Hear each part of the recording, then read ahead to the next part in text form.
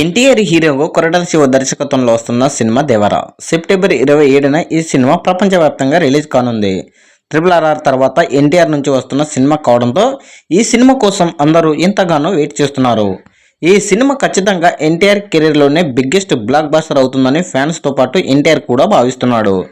NTR arts, Yuvasudha arts సంయుక్తంగా నిర్మిస్తున్న ఈ సినిమాకు 300 కోట్ల వరకు ఖర్చు పెట్టినట్లు సమాచారం. ఇప్పటికే దేవర ప్రీ రిలీజ్ బిజినెస్ క్లోజ్ అయినట్లు తెలుస్తుంది.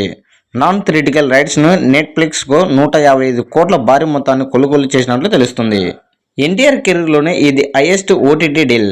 నాన్ థియేట్రికల్ బిజినెస్తో పాటు దేవర అన్ని ఏరియాల్లో ప్రీ రిలీజ్ బిజినెస్ కూడా క్లోజ్ అయినట్లు సమాచారం. దేవర తెలుగు రాష్ట్రాలకు బ్రేక్ ఈవెన్ 130 కోట్ల వరకు ఉంటుంది.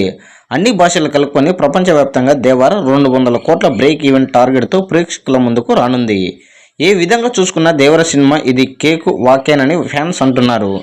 సినిమాకు పాజిటివ్ టాక్ వస్తే ఈజీగా 500 కోట్లు దాటేస్తుంది. సోషల్ మీడియాలో దేవర గురించి వినిపిస్తున్న బిజినెస్ లెక్కల బట్టి ఈ బ్రేక్ ఈవెన్ను లెక్క చేయడం జరిగింది. మరి ఇదెంత వరకు నిజమనేది తెలియాలంటే ఇంకొన్ని రోజులు ఆగాలి.